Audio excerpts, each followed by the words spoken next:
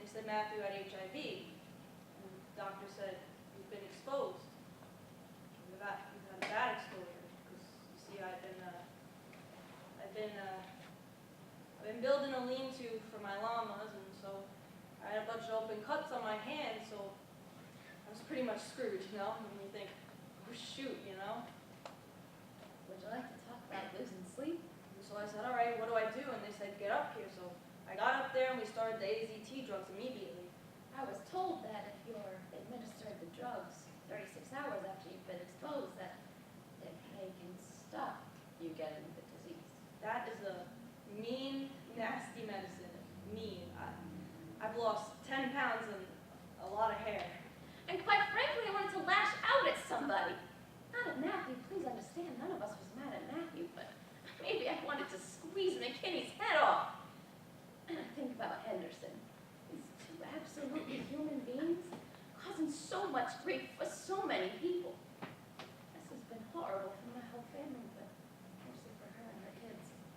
I think it brought home to my girls what their mom does for a living. Now, Reggie, you know what I'm going to tell you now. And you know, my parents, they both said the same damn thing. You're quitting this damn job. And it's a parent thing, you know, because they're terribly proud of you because you do a good job, whether you're handling a drunk or handling a case like this, but they don't want you getting hurt, you know? Like I said, there's a right way, there's a wrong way, and then there's Reggie's way. So finally I said, oh, for God's sake, lighten up, Francis. You are so stubborn. And they say I'm stubborn. I don't believe them because, all right, I've heard your opinion. Now here's mine. I'm 39 years old, you know?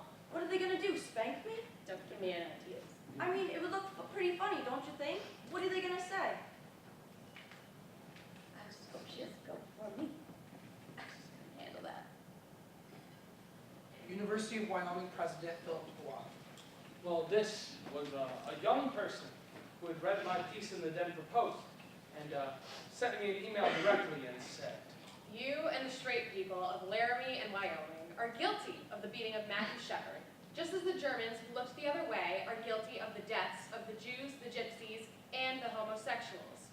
You have raised your straight children to hate their gay and lesbian brothers and sisters. Unless and until you acknowledge that Matthew Shepard's beating was not just a random occurrence, not just the act of a couple of random crazies, you have got his blood on your hands. and I just can't explain to you what that does to you. You know, how can you possibly know what I'm thinking? How can you possibly know how this has affected me, my family, and my community? That first week alone, vigils for Matthew Shepard were held in Laramie, Denver, Fort Collins, and Colorado Springs. Soon after, in Chicago, Detroit, San Francisco, Washington, D.C., Atlanta, Nashville, Minneapolis, and Portland, Maine, among others. In Los Angeles, 5,000 people gathered, and in New York City, a political rally ended in civil disobedience and hundreds of arrests. And the Poudre Valley Hospital website received close to 1 million visitors from across the country and around the world, all expressing hope for Matthew's recovery. Matthew Shepard Medical Update, Sunday, October 11th at 9 a.m. As of 9 a.m. today, Matthew Shepard remains in critical condition. The family continues to emphasize that the media respect their privacy. The family also wants to thank the American public for their kind thoughts and concern for Matthew.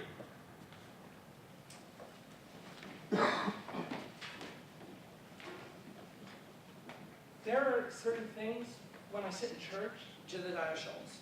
and the Reverend will tell you flat out that he doesn't agree with homosexuality, and I don't know, I'm going through a lot of changes right now, and I don't think I know enough about life to say that homosexuality is right. I mean, and I guess I would say that I disagree with it, yeah, that I disagree with it, but I don't know, it's just something that's a non-occurrence, like, and religiously speaking, I don't think that's how God intended for it to happen. But don't get me wrong, I don't hate homosexuals, and I'm not going to go out and persecute them or whatever.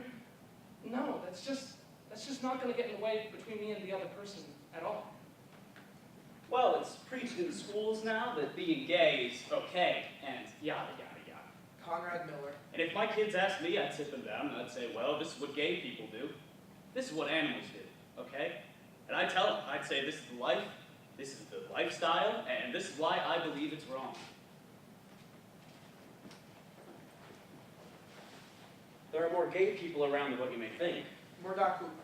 But that don't bother us much because those of them who are gay or lesbian know damn well who to talk to. You know, you step out of line, you're asking for it. Now, people are saying that maybe Matthew made a pass at them. And you don't come after regular people, you know? I'm not excusing their actions, but I feel a little bit better. A little better knowing that maybe it was partially Matthew Shepard's fault and partially their fault. You know, maybe it was 50-50. Yes, as a lesbian, I was more concerned for my safety. Zachy Salmon.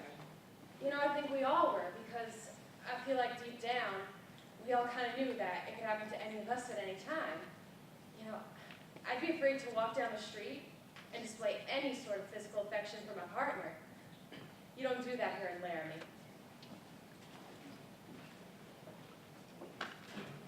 Well, there's this whole idea, you know, you leave me alone, I leave you alone. Jonas Swanker. And it's even in some Western literature, you know, live and let live. That's such crap, you know? I tell my friends that, and even my gay friends bring it up sometimes, and I'm like, that's such crap, you know? I mean, basically what it boils down to, if I don't tell you I'm a fag, you won't beat the crap out of me. What's so great about that? That's a great philosophy? We went to the candle vigil, and it felt so good to be around people who felt like shit. I kept saying to myself, I don't deserve to feel this bad. But then this guy got up and he started saying like, it was like blah, blah, blah, blah, blah. And like, so basically I'm saying it wrong, but he said, come on guys, let's show the world that Laramie is not this kind of town. But it is that kind of town. If it wasn't that kind of town, then why did this happen here? Like that's a lie, because it happened here, so how could it not be the kind of town where this kind of thing happens? Like, how can you say that? That's like looking at an Esker painting and getting all confused, like it's totally just circular logic, and it happened here. And we have to be sad, and we have to mourn this. Because we live in a town, a state, a country where shit like this happens. And there are people who are trying to distance themselves from it.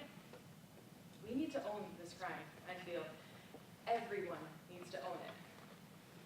We are like this. We are like this. We are like this.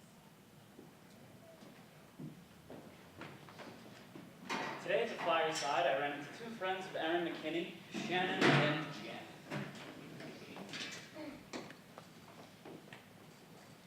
So you two were close with Aaron, right? Yeah, we both were. When I first found out, I thought it was really awful. I don't know whether Aaron was fucked up or whether he was coming down or what, but shit, Matthew had money. Better clothes than I did. Matthew was a little rich bitch.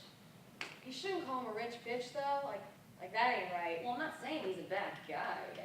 He was in the wrong place at the wrong time. Said the wrong things, you know. I'm not gonna lie to you. I thought about going out and robbing. I mean, I never did, but the thought was there. It's easy money. Aaron's done that kind of thing before. You know, they both have. One time they went to Cheyenne to go do it, and they came back with $300. You know, and I don't know if they ever chose gay people as their particular targets before, but it was usually you know, who looked like they had money. You know, who could they outnumber, overpower? You know, it was fair game. Do you think there was any homophobia at all involved in this that contributed to some of it? Probably. I mean, it probably would have pissed Aaron off that Shepard was gay. I mean, you know, the gay people who I've seen him interact with, he was fine with, as long as they didn't hit on him, as long as it didn't come up. As long as they weren't doing it in front of him. Do you get the impression that he knew other gay people? Well, yeah, I'm sure he knew other people that are gay. I mean, he worked up at that KFC with those two people. Yeah. And I'm not saying it's a bad thing. I mean, like half the people I know in Laramie are gay. What would you guys say to Aaron if you saw him right now? Well, first of all, I'd ask him if he'd ever do any more tweets. If I saw Aaron right now, I'd be like, you know, man, why'd you fuck up like that? And then I'd ask him if he's doing all right in there, you know. I'm sure he is, but I just probably want to hang out with him. Smoke a bowl with him. And he wants me so bad. You two both went to Laramie High? Yeah, can't you tell? We're a product of our society.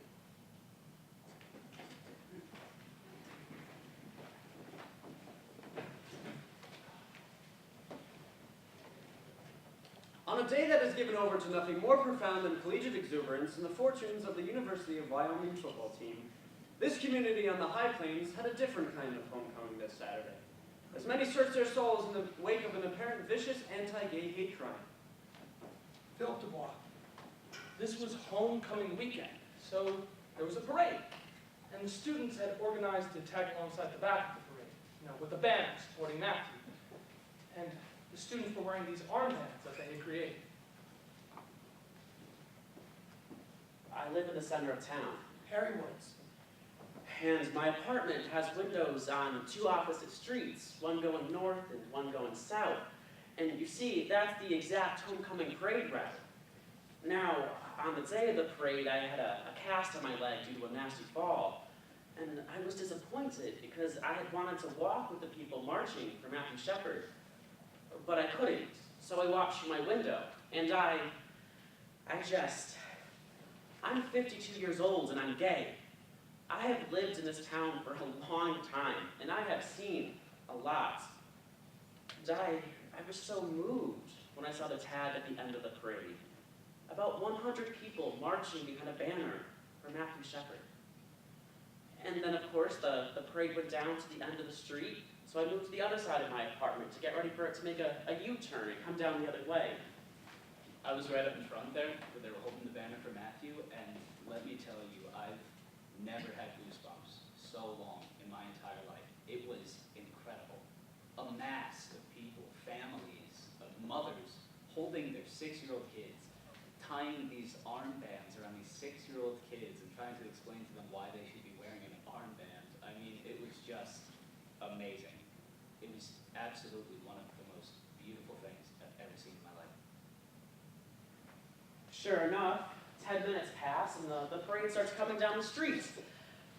And that's when I noticed the most incredible thing. As the parade continued, the number of people marching for Matthew Shepard had grown 5 times. There were now at least 500 people marching behind that banner for Matthew.